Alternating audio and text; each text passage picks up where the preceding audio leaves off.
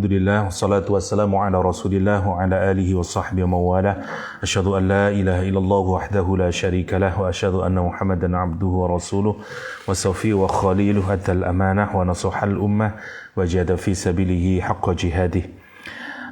Rekan-rekan semuanya, adik-adik mahasiswa yang dirahmati Allah SWT, kita meneruskan tadabbur kita terhadap surah Luqman dari ayat ke-26 insyaallah sampai ayat yang ke-29 atau 30 insyaallah sore hari ini. Namun sebelumnya untuk hanya recap sebentar dari ayat yang ke-25 kemarin.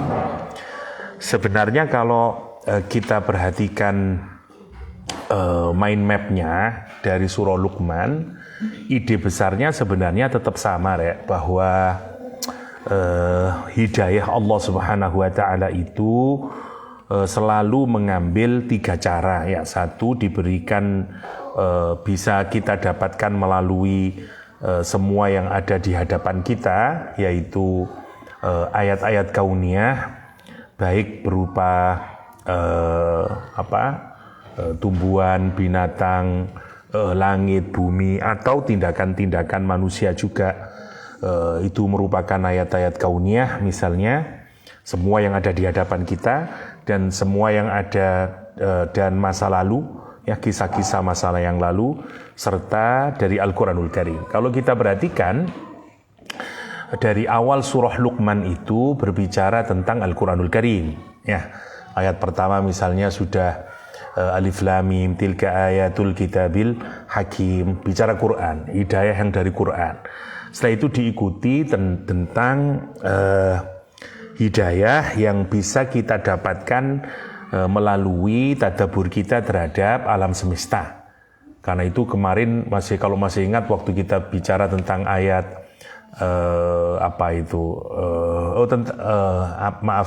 tentang masa lalu dulu, yaitu tentang kisahnya Luqman Al-Hakim kan gitu.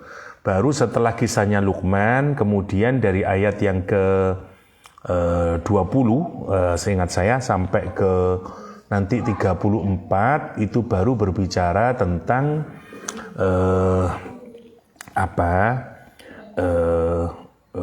ayat-ayat Allah Subhanahu wa taala yang ada di hadapan. Jadi selalu begitu kalau kita perhatian terhadap isinya, cara Allah menggiring iman kepada Allah SWT, atau cara kita bermakrifah kepada Allah SWT. Selalu begitu, dikombinasikan antara masa lalu, masa depan, sama Al-Quranul Karim. Ya, itu kebiasaan Al-Quran yang selalu demikian. Oke. Ayat ke-25 kemarin itu menarik karena persis setelah penjelasan tentang taskhir ya, tentang Luqman. Gini, kalau kita ingat wasiatnya Luqman, sebenarnya kan intinya adalah bersyukur kepada Allah SWT dengan menyadari semua nikmat yang diberikan oleh Allah dan seterusnya lah. Lah, alasan yang dikemukakan melalui surat Luqman ini, kenapa kok kita ini harus bersyukur, adalah karena mulai dari ayat taskhir kemarin, Allah yang menundukkan dan segala macam di ayat yang ke-20 ya.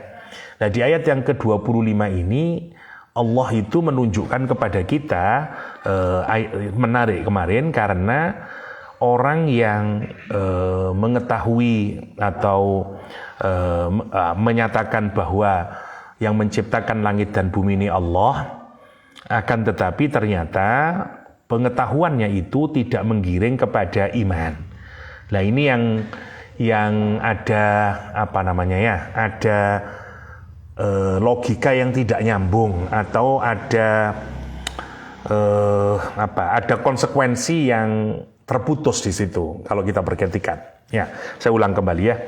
Jadi kemarin wala in sa'altahum, dan apabila ditanyakan, ya kamu bertanya kepada mereka, orang-orang Quraisy itu, man khalaqas samawati wal ard, siapa yang menciptakan langit dan bumi, la yaqulunna, asalnya dari la yaqulunanna gitu ya, la yaquluna, jadi la yaqulunanna karena ada dua, jadi dari layakulunanna dirubah menjadi layakulunna gitu. Terus tidak dibuang lagi menjadi layakulunna. Ya.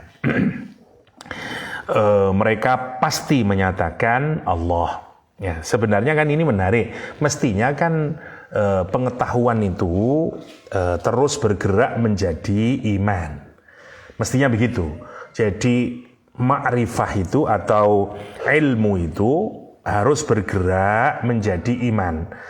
Karena kalau sudah jadi iman nanti jadi amal. Urutannya gitu.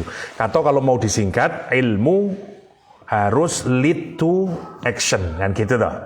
Atau knowledge has to lead to action. Harus gitu. Rumusnya itu begitu.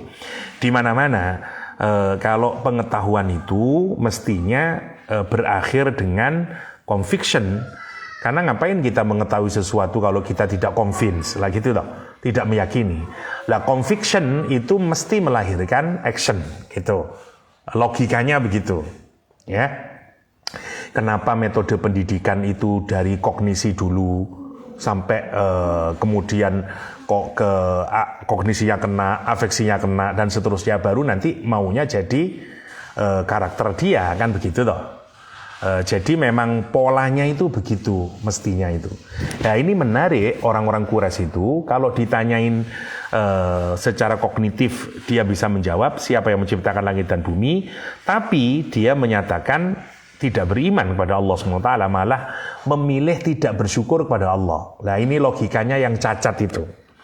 Makanya yang pertama saya tambahin yang kemarin mungkin belum. Nabi Muhammad SAW kemudian disuruh oleh Allah menyatakan Alhamdulillah. Ini kan menarik kalau kita berikan. Ketika orang-orang Quraisy itu ditanyain dan menjawab siapa yang menciptakan langit dan bumi, jawabannya adalah Allah. Meskipun mereka tidak beriman ujungnya, tapi Nabi Muhammad disuruh berkata Alhamdulillah. Kenapa itu? Ada 3 asumsinya. Yang pertama, karena menunjukkan bahwa hujjah itu telah tegak atas mereka. Sehingga Nabi Muhammad itu sudah terbebas nanti di hadapan Allah SWT. Artinya risalah, tablaghur risalah pada Rasulullah SAW itu telah sampai. Buktinya mereka tahu. Meskipun tidak diikuti oleh iman. Jadi tugas Nabi sebagai muballigh ya itu selesai. Karena kan Nabi itu punya tugas sebagai mentabligh ya, tabligh risalah, yatslu alaihim ayatihi wa yuallimuhumul kitab, dan nanti Nabi menjadi saksi ya, dan ditanyain oleh Allah SWT sebagai tanggung jawab menjadi seorang Rasulullah SAW. Karena itu ini sudah membebaskan tugas Nabi Muhammad SAW. Karena itu say Alhamdulillah. Kita kata yang pertama. Yang kedua, kenapa kok disuruh Alhamdulillah?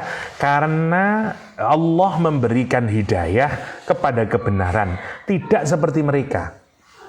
Padahal dia sudah punya pengetahuan, tapi ternyata pengetahuannya tidak membimbing dia kepada hidayah.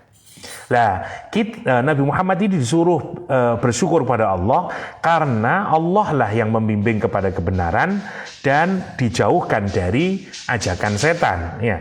Jadi alhamdulillah alladzi hadana lil haqqi wa la nakum, dan dia tidak seperti mereka. Ya, kenapa? Karena mereka menuruti ajakan dari setan. Nah, gitu. Jadi alhamdulillahnya karena mendapatkan hidayah. Sekali lagi itu, jadi menarik ya. Jadi ada pengetahuan yang berakhir menjadi hidayah, ada pengetahuan yang terhenti tidak menjadi hidayah.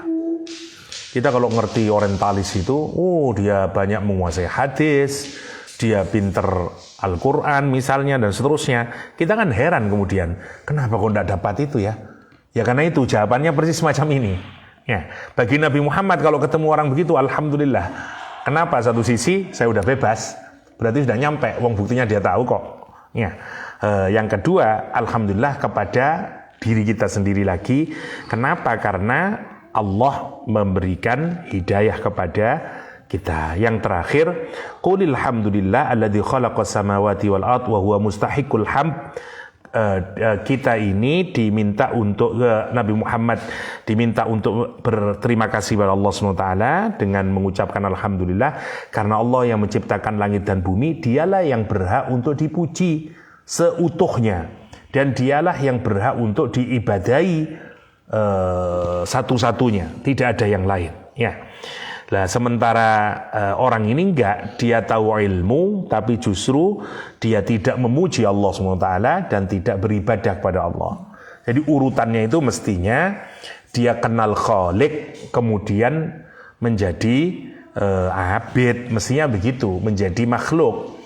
Nah, kalau kita urutkan dengan wasiatnya Luqman, mestinya orang itu kalau sadar bahwa dia langit dan bumi diciptakan oleh Allah, bahwa sustainannya dia bisa hidup itu karena karunia Allah, mestinya logikanya dia akan bersyukur kepada Allah. Bentuk syukurnya ibadah, iman.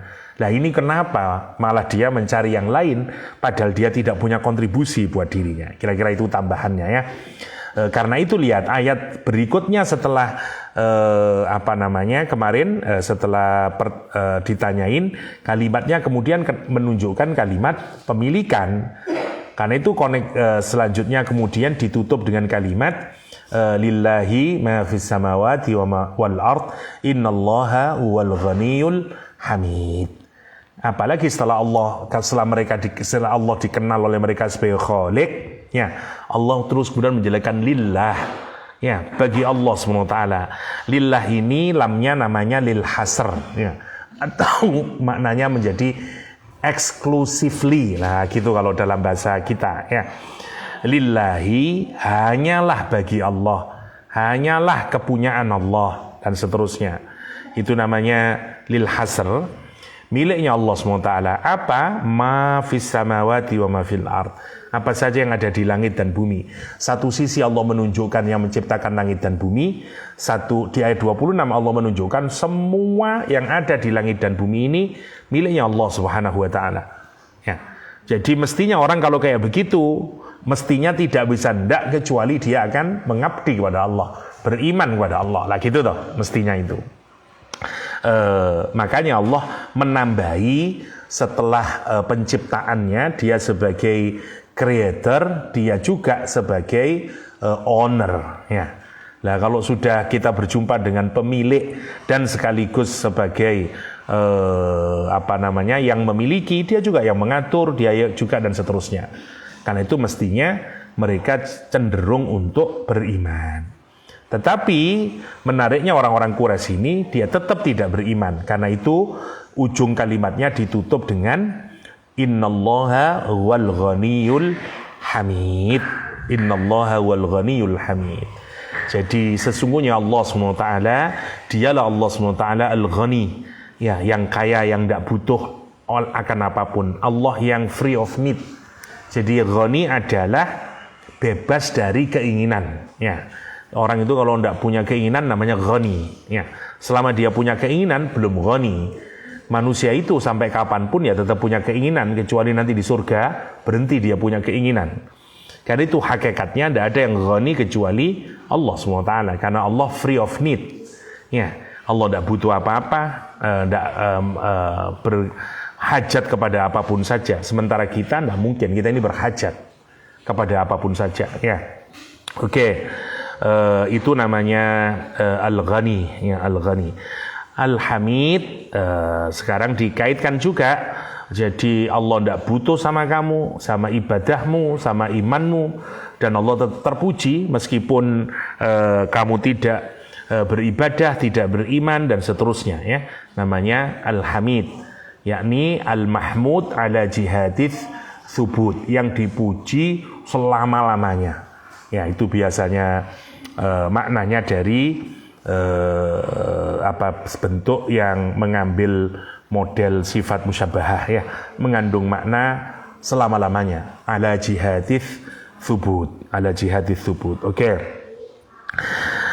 Kita sekarang masuk ke bagian yang berikutnya, masih menguatkan tentang ma'rifatullah lagi-lagi. Sekarang kita masuk setelah dikenalkan tentang Allah sebagai Khalik, Allah sebagai Al-Malik atau Al-Malik, ya dua-duanya boleh.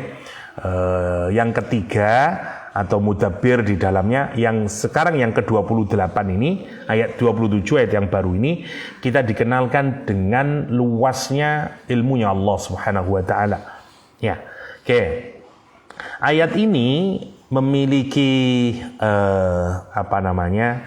memiliki asbab nuzul yang menarik. Yang pertama, kata Imam Thabari dan demikian juga Ibnu Atiyah dalam Al-Muharrar Al-Wajiz, Al-Wahidi juga dari Sa'id bin Jubair, Ikrimah, Atha bin Yasar, ya dengan berbagai riwayat yang berbeda. Annal Yahuda, sesungguhnya orang Yahudi, sa'alu Rasulullah sallallahu alaihi wasallam. Mereka bertanya kepada Rasulullah SAW, ya. Dan bisu'alihi lamma sami'u qaulillahi ta'ala fi sya'nihim.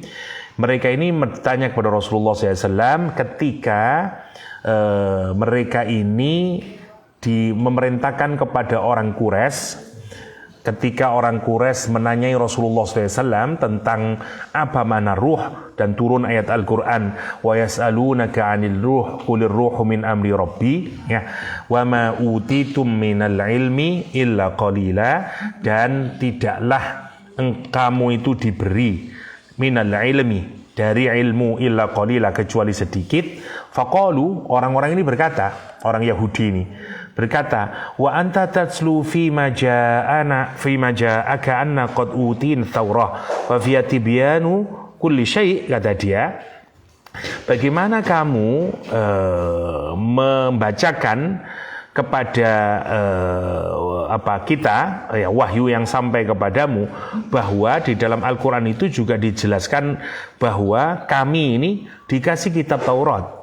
Dan di dalam Al-Quran itu dijelaskan bahwa kitab Taurat itu salah satu isinya adalah tibyanu kulli syai', penjelas segala sesuatu. Faqala Rasulullah SAW, jadi maksudnya kalau kamu cuman dikasih ilmu yang sedikit, padahal dari yang dikasih oleh Allah kepadamu, yaitu Al-Quranul Karim, di dalamnya dijelaskan bahwa kami ini dikasih Taurat, ya, orang Yahudi itu, yang isinya merupakan penjelasan segala sesuatu, ya. Maka kemudian Rasulullah SAW kemudian menjawab, ya, kata Rasulullah, iya, meskipun demikian itu, hiya fi ilmillahi qalil. Hal itu kalau mau dibandingkan dengan ilmu Allah Subhanahu wa taala, itu masih sangat sedikit. Summa anzalallah, kemudian turun ayat ini, walau annama fil ardi min syajaratin aqlamun ila akhirih, ya. Atau kalau dalam riwayat As-Sudi itu atau dalam riwayat yang lain itu ceritanya begini, kata dia, Muhammad, ini untuk kamu atau untuk saya, kata dia, karena telah diberi oleh wa ma utitu minal ilmi illa qalila, kamu itu diberi dari ilmu itu tidak lain kecuali sedikit saja. Kata orang Yahudinya, itu kan kamu, kalau saya kan sebagaimana dijelaskan dalam Al-Quran, kami ini dikasih Taurat, dan Taurat penjelasannya dalam Al-Quran tibyanan kulli syai'. Ini yang sedikit itu kamu toh, bukan saya toh, kata dia. Terus Rasulullah menjawab, enggak, kita sama-sama. Tuh riwayat yang kedua, ya.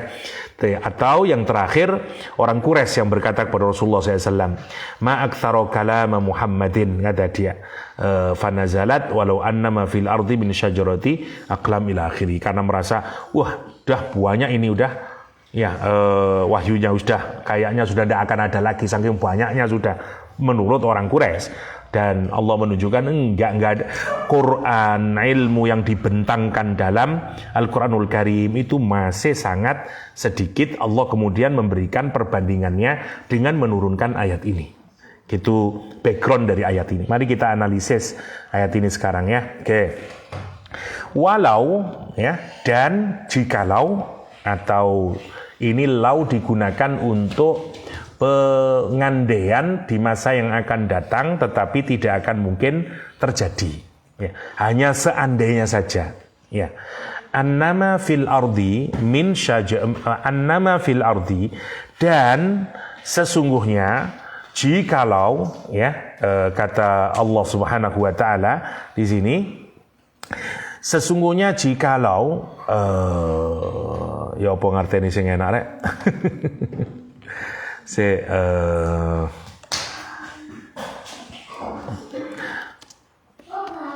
Lau annama,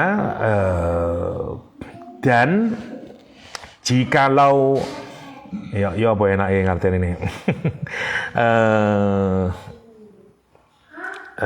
Ayat piro iki mau? Sebentar. Ayat 27. Oke, bentar.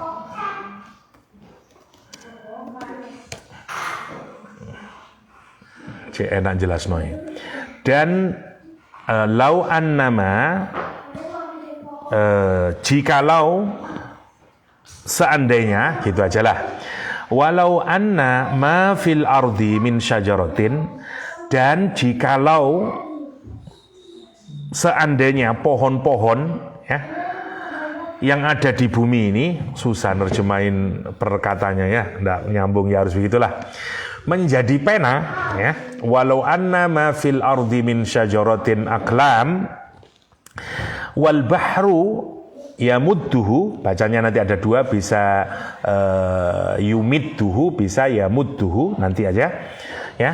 Dan lautan itu ya, kemudian yang jadi tinta tentu saja, meskipun tidak disebutkan di sini, yamudduhu, ditambahkan kepadanya 7 lautan lagi setelah kering lautannya, manafidat, tidak akan habis ya kalimatullah, kalimatnya Allah SWT. Innallaha azizun hakim. Innallaha azizun hakim. Mari kita perhatikan ayat ini. Memang kalau ngertiin perkataannya jadi agak ribet. Tapi mari kita lihat gini. Allah ini menggambarkan di ayat ini, kalau seandainya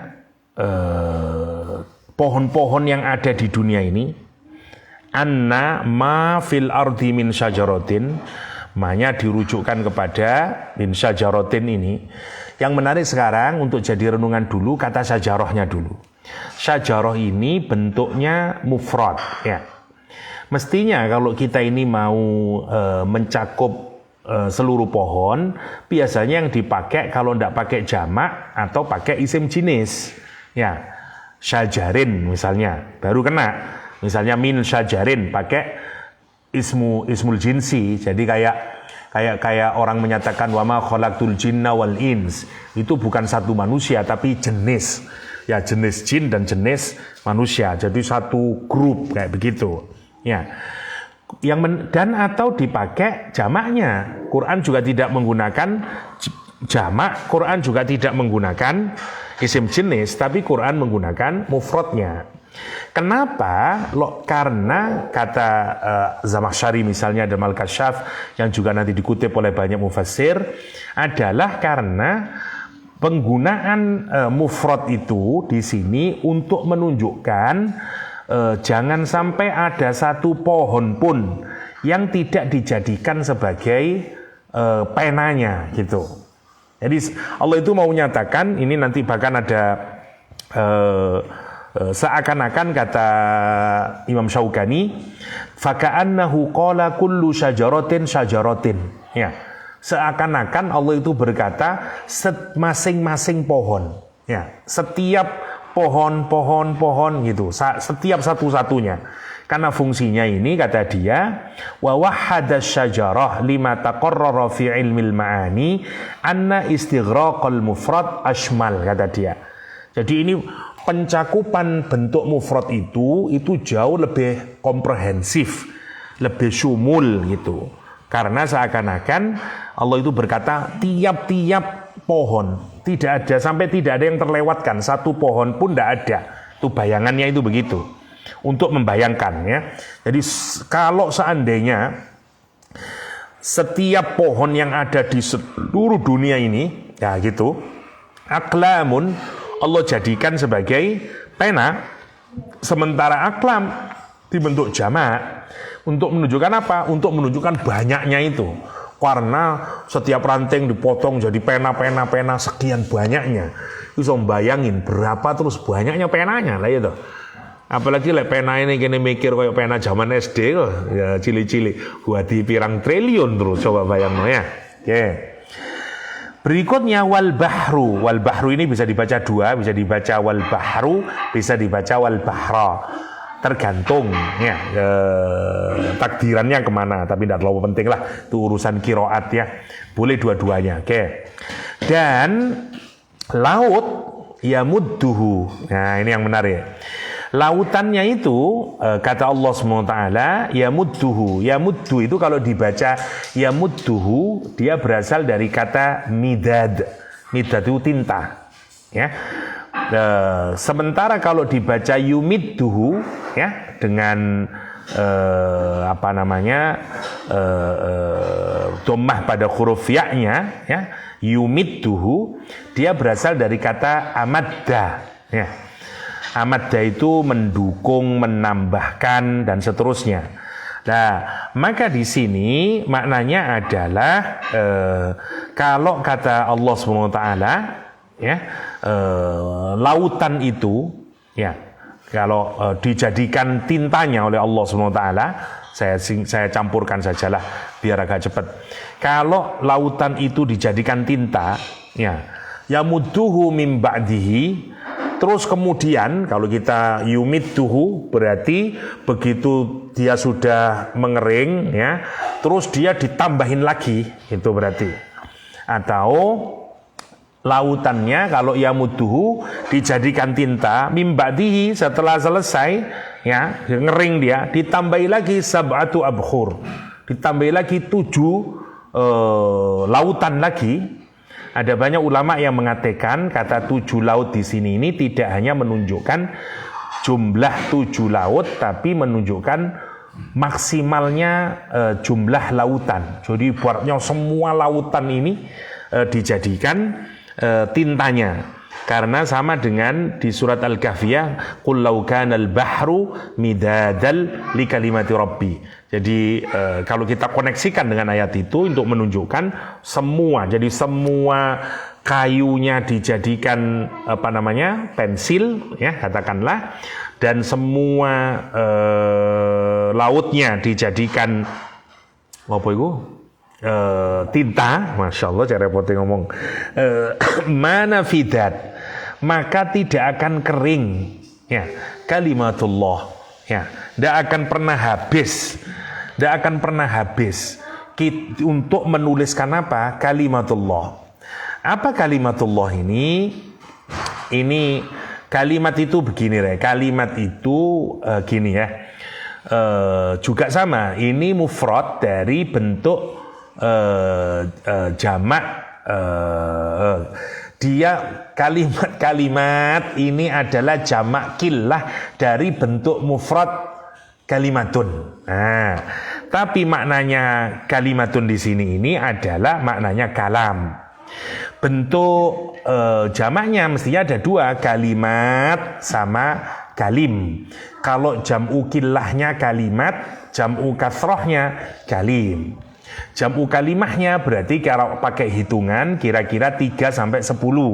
Kalau nyebut kalimat seperti ma'dudat, kalimat dan seterusnya. Tapi kalau disebut kalim berarti tak terbatas. Banyak sekali kalimat ini. Allah menarik di ayat ini. Tadi kan kalau untuk pohon-pohon dibikin maksimal. Jangan sampai terliwat satupun pohon yang ada di bumi, kan gitu toh. Untuk lautan dibikin 7 laut untuk menggambarkan sebanyak-banyaknya lautan, apalagi kalau kita hubungkan dengan surah Al-Kahfi. Tetapi begitu menuliskan apa itu kok bisa sampai habis semuanya, sudah masih terus tidak habis-habis ditulis itu. Hanya menuliskan kalimat, bukan menuliskan kalim. Nah, itu yang menarik. Kata para mufassirin, kenapa Allah kok tidak menggunakan kalim? Karena Allah ingin menunjukkan menunjukkan kalimat saja, ya, yang masih jam'u kathroh saja, itu sudah habis semuanya, udah lautan sama pohon-pohon. Apalagi kalau Allah menggunakan redaksi kalim gitu. Tambah mau pakai apa lagi gitu. Karena itu ini untuk mengokohkan lagi betapa luasnya ilmunya Allah Subhanahu wa taala. Apa yang dimaksud dengan kalimat di sini ini karena apa namanya? Agak cukup menarik penggunaannya kalimat. Misalnya ada banyak di dalam Al-Quran, misalnya ketika Allah memerintahkan Nabi Ibrahim ya untuk mendapatkan ujian perintah, Quran juga menggunakan kalimat, ya dah. Al-Quran menyatakan wa idzibtala Ibrahim rabbuhu bi kalimatin, sama dengan kalimat. Jadi misalnya Ibnu Ashur mengartikan kalimat di sini adalah al-kalamul munbi'u an muradillah min ba'di makhluqatihi mimma yukhatibu bihi malaikatahu wa ghairahum minal makhluqat wal anasiril ma'dudah litakawun allati yuqala laha kun fayakun. Jadi kalimat di sini itu gampangannya adalah satu, ya kalimat dari Allah SWT yang berkenaan dengan perintah, larangan sebagaimana yang ada dalam Al-Quran, atau kalimat yang memang ketika Allah menjadikan segala sesuatu yang menggunakan kalimat kun fayakun sebagaimana di dalam surat Yasin, idza aradallah ila akhir itu ya ayyaqula lahu kun fayakun. Jadi kalau ada juga yang mengartikan begini, semua yang Allah ciptakan ini kemudian di dalamnya itu diatur oleh Allah SWT. Semuanya punya ketentuan, misalnya langit harus begini, air itu begini, ketentuannya harus begini, manusia itu karakternya kayak apa, semuanya itu namanya kalimat. Jadi ada yang mengartikan cukup hanya yang ada di dunia saja. Kalau kita ini menulis ketentuan-ketentuan apa saja, pengaturan-pengaturan hukum-hukum yang ada di seluruh alam semesta ini, misalnya mulai dari batu, sel, sampai ke galaksi semuanya itu, tidak akan selesai kita menulisnya. Itu maknanya. Atau ya enggak, apalagi semuanya. Ya masih yang Quran, yang segala macam kun fayakunnya Allah SWT, baik yang sudah jadi atau belum jadi, yang sudah jadi aja, yang sudah ditentukan saja, itu sudah tidak mencukupi. Sebenarnya untuk menggambarkan apa sih ayat ini? Hanya untuk menggambarkan betapa luasnya pengetahuannya Allah Subhanahu wa taala. Sebenarnya itu aja, Rek. Jadi inti dari ayat ini adalah betapa luasnya ilmunya Allah SWT. Jadi kalau kita hubungkan dari 3 ayat itu, ya yang pertama kita mengenal Allah sebagai Al-Khaliq, ya dijelaskan di ayat yang ke-25. Kemudian di 26 kita mengenal Allah sebagai Al-Malik, ya. Di ayat ini kita mengenal Allah sebagai Al-Alim. Ini untuk menunjukkan apa? Kesesuaian tadi loh, bahwa ayat kauniyah itu mestinya memang mengantarkan kita memakrifai Allah Subhanahu wa taala. Sebenarnya itu saja intinya. Jadi mestinya dari situ itu orang itu mestinya menangkap kalau mengamati alam semesta ini, dia nanti ujungnya akan mengenal Allah Subhanahu wa taala. Baik Allah sebagai Khaliq, Allah sebagai Al-Mudabbir, Allah sebagai Al-Malik, Allah sebagai Al-Alim, dan seterusnya. Cuman redaksinya Allah bikin dengan kalimat yang semacam ini, ya. Innallaha azizun hakim, sesungguhnya Allah itu maha perkasa, gak ada bisa yang mengalahkan, hakimun yang maha bijaksana. Oke, sampai di sini saya ingin meneruskan begini. Untuk apa semuanya ini sih? Gini. Kenapa Allah itu sering menjelaskan tentang ayat-ayat kauniyah dengan berbagai macamnya itu?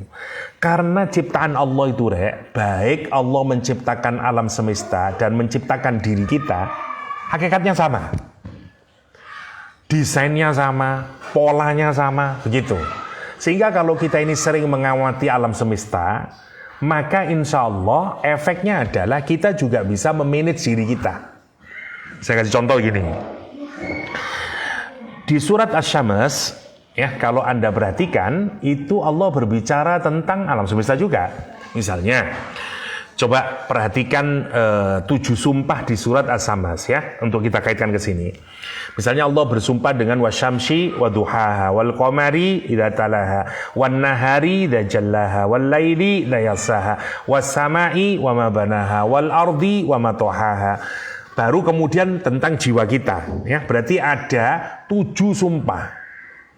Yang menarik, 6 ini semuanya konflik, semuanya seakan-akan penggambarannya itu semuanya oposit satu sama lain. Matahari lawannya bulan, ya toh. Siang lawannya malam, langit lawannya bumi. Nah, otak kita itu biasanya kalau melihat sesuatu yang berlawanan, dia tidak bisa disatukan. Ya dah. Yang menarik ternyata cara Allah mengelola alam semesta ini ya, ternyata yang bertabrakan itu seperti siang dan malam, seperti matahari dan rembulan, seperti langit dan bumi, itu ternyata Allah mendesain mereka itu harmoni keduanya meskipun konflikting. Nah, kenapa Allah cerita ini? Karena di ayat yang ketujuhnya Allah itu menjelaskan wa nafsiu wa ma sawwaha. Oke. Sawa itu apa? Sawa itu sebenarnya gini, kalau berurusan dengan penciptaan ya, sawa itu adalah kayak kalau Allah menciptakan sesuatu terus finishing touch-nya, penyempurnaan yang paling terakhir dari penciptaan, lah itu namanya sawa. Biasanya penggunaannya dalam Al-Qur'an. Fasawwaha dan seterusnya ya, banyak kata sawa itu. Atau kata sawa itu kalau kita lihat asal akar katanya berasal dari kata taswiyah. Sawaun alaihim ma'anzartahum. Taswiyah itu kalau bikin even ya. Kalau sesuatu itu tidak even, tidak rata, tidak seimbang, maka proses untuk menyeimbangkan itu namanya taswiyah. Oke. Mari kita bayangin lagi karena ini penting. Misalnya kayak sampean ngelihat matahari sama rembulan, kan tidak imbang toh. Dan ya apa, yang satu ada cahaya, yang satu matahari panas, yang satu rembulan dingin, yang satu di siang, yang satu di malam, yang satu semua kayaknya nggak ada titik temunya, ya toh. Dan masing-masing punya tujuan sendiri-sendiri. Biasanya kita ini berpikir kalau orang itu hanya bisa inharmoni kalau tujuannya sama, ya toh. Karena Virgun sama Inara tujuannya berbeda, nggak ngumpul dia, ya dah. Nggak ngumpul. Kenapa ya? Karena sudah nggak ada tujuan yang sama, kan gitu dah. Yang menarik sekarang kalau kita perhatikan matahari sama rembulan, siang sama malam, kayaknya ini tidak nyambung. Tapi ternyata justru ketika dua hal yang beroposisi itu kita bisa harmonikan, terjadilah kehidupan. Nah, yang menarik. Nah, Allah itu melihatkan 6 hal ini. Nanti setelah kita memikirkan 6 hal ini, Allah menyuruh kita ini melihat diri kita sendiri. Karena kita dikasih 2 potensi itu oleh Allah, yang kesannya konflik juga. Apa itu? Fa'alhamaha fujuraha watak. Wah, kita kan mikirnya, lah iya, gimana saya ini suruh orang baik, padahal saya punya potensi jelek. Kan kayak tidak masuk akal dah. Ya kalau saya dikasih potensi baik, suruh orang baik, lah itu make sense. Lawang saya ini seneng lihat aurat. Lawang saya itu suka kalau bisa menipu orang. Ada sisi kita yang suka begitu, Rek. Nah, coba kamu renungkan ya. Kenapa kalau kamu nonton film Hollywood, semua sisi-sisi dari emosi manusia itu ditampilkan di film. Karena tukang bikin filmnya itu tahu personality manusia.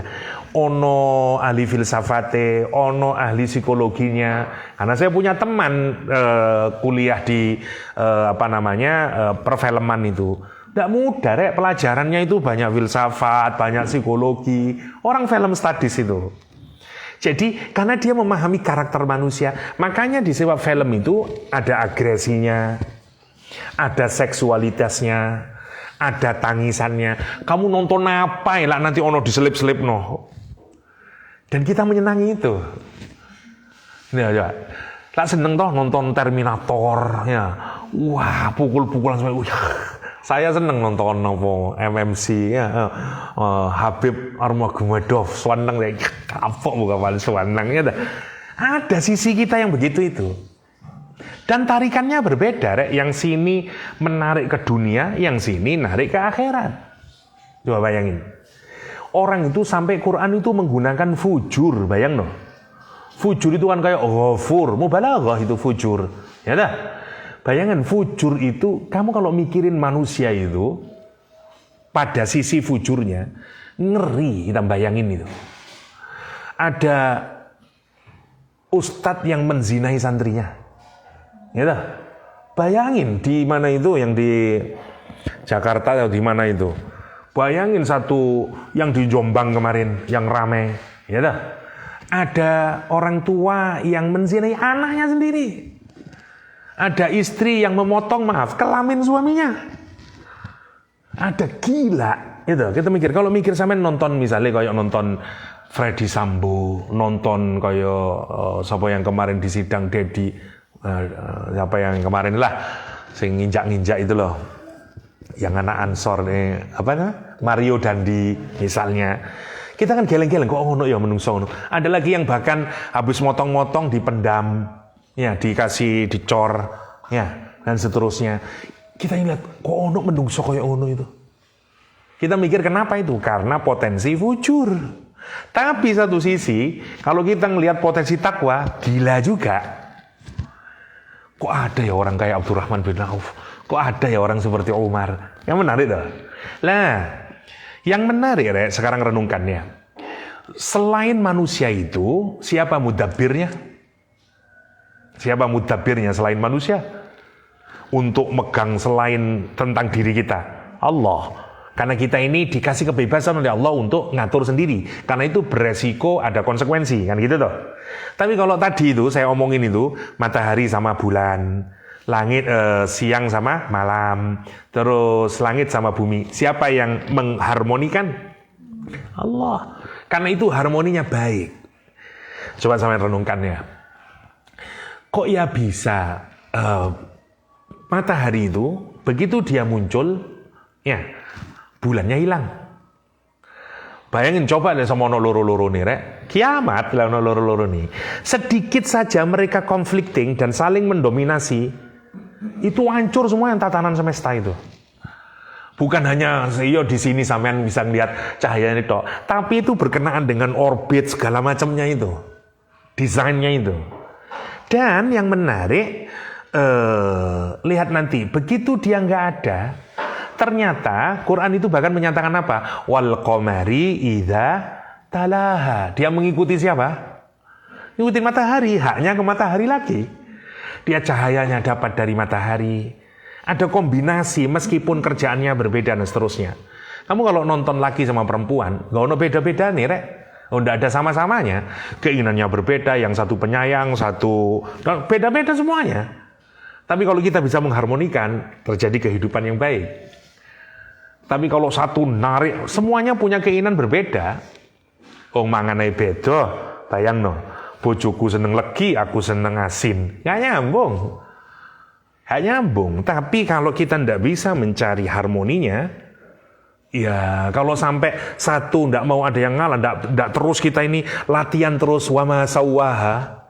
Kan itu kata Quran, demi jiwa. Dan betapa kerennya itu, kok iso disamakan itu. Dua hal yang conflicting itu. Ya dah. Nah sayangnya, sekarang saya tidak jauh-jauh sekarang ini, waktu kita tidak banyak ya.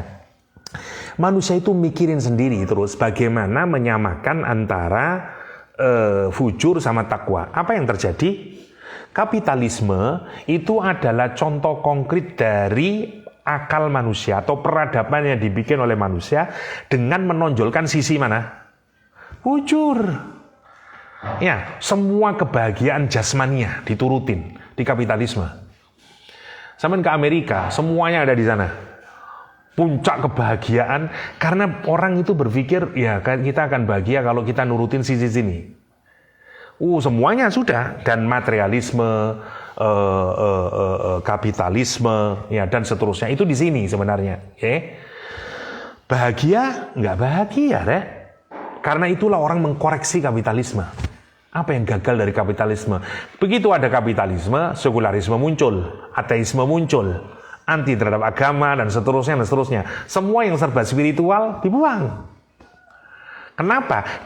Karena manusia tidak bisa bikin sistem yang bisa menyeimbangkan keduanya. Oke, saya cepatkan.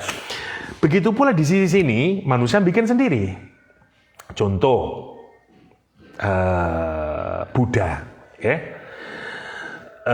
Bante, atau para monk gitu-gitu itu, tidak bekerja, hanya boleh makan dari yang diberi oleh orang. Kalau dia nulis buku, itu ya hanya karena ada orang yang mau membiayai dan dia tidak menjual bukunya itu. Tidak boleh. Karena gitu berarti dia berdagangan, dia punya keinginan. Tidak boleh mengharapkan dunia. Sama sekali. Bahkan kalau kita ngundang Bante ya, terus kita ayo Bante sarapan di rumah. Terus Bantenya duduk di depan situ. Terus Bantenya gini, semoga soto sing metu. Semoga soto. Keluar kok sotonya haram. Kenapa? Karena berarti kamu menginginkan. Karena prinsip dasar kata dia itu kebahagiaan adalah semakin Anda tidak punya keinginan, semakin Anda bahagia. Karena penderitaan adalah karena banyaknya keinginan pada dirimu. Make sense, karena itu Buddha itu lebih dekat ke filsafat sebenarnya, Rek. Karena itu mereka pola hidupnya kayak begitu. Itu kan spiritualitas yang tingkat tinggi bagi Buddha. Agar kita cepat dapat pencerahan itu. Memang begitu, semakin kamu posesif, semakin kamu punya banyak keinginan, ya semakin sengsara. Kan gitu toh. Nah, seterusnya. Oke. Atau Katolik katakanlah. Gimana orang paling soleh menurut Katolik? Nggak nikah. Kan begitu. Bunda Teresa di India nggak nikah. Karena maunya adalah spiritualitas yang dimaksimalkan. Sebenarnya sekarang lihat Islam. Karena Islam itu datangnya dari Allah, semua ajaran Islam adalah mengharmonikan dua ini. Dan itu menariknya, Rek. Orang kalau diajak berlogika kayak begitu, insya Allah dia pasti menerima Islam. Karena cara Allah membikin agama ini, yang ngatur diri kita ini, sebagaimana Allah mengatur matahari dan rembulan, sebagaimana Allah mengatur siang dan malam, sebagaimana juga itulah Allah mengatur aturan-aturan Allah itu mengkombinasikan antara fujuroha wa taqwaha sampai dia even. Karena itu kita mengagumi ma-nya itu satu, ma masdariyah. Ma masdariyah itu untuk menunjukkan betapa hebatnya penyempurnaannya itu. Jiwa manusia dibikin, terus ditaswiyahkan sama Allah. Makanya coba, jiwa itu kalau sudah seimbang namanya nafsu apa? Mutmainnah. Karena dia sudah seimbang. Begitu dia kalah sedikit, namanya lawamah. Kalau kalahnya banyak, namanya ammarah. Masuk surga? Nggak masuk surga. Ammarah sama lawamah tidak masuk surga. Kenapa? Karena dia tidak inharmoni. Jadi menariknya ajaran agama kita itu logis dan memang kalau Anda pikirkan masih diberikan. Misalnya syahwat tidak dimatikan, tetap dikasih peluang, tetapi syahwat ini tidak memutuskan spiritualitas. Ya dah. Bahkan bagaimana syahwat ini diangkat naik derajatnya, bahkan dia menjadi penyempurna spiritualitas. Coba, ini di ono agama koyo ngono iku. Coba kamu pikirkan ini. Dalam segala urusannya nanti begitu itu, Rek. Itu indahnya agama. Nah, sebenarnya ayat-ayat di surat Luqman itu mengingatkan kita juga begitu. Jadi kenapa kok Allah mengingatkan hakim, Allah begini itu, agar kita ini kemudian masuk kepada logika, iya ya, langit itu dibikin Allah gini. Apalagi kalau saya coba, Rumi menarik lagi, misalnya kata Rumi ya, kenapa kalau kita ini punya kerinduan ke asal? Kan langit sama bumi itu asalnya satu toh, ya dah. Terus Big Bang pecah dia, terpisahlah dia. Karena dia terpisah lama, kangen itu. Langit kangen, meskipun berbeda sekarang. Bumi ada di bawah, langit ada di atas. Lihat cara Allah mengharmonikan dalam bahasa Rumi. Karena kangen, langitnya menangis karena rindu. Jadi turun hujan. Apa yang dilakukan oleh bumi?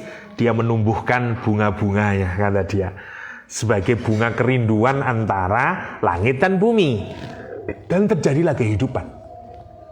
Gara-gara langit itu menyinari bumi, bumi kemudian menumbuhkan semuanya itu. Ada harmoni di antara keduanya. Begitulah malam dan siang. Kamu bisa bayangin enggak? Kalau malam terus sampai yaumul kiamah. Kalau siang terus sampai yaumul kiamah. Anda yang pernah hidup di 4 musim, waktu summer, ya Allah gak enak blas. Itu kalau diterusin mati orang, gak bisa. Ya, terlampau ekstrim. Allah itu menunjukkan semuanya itu kalau harmoni terjadi kehidupan jauh lebih baik dan seterusnya.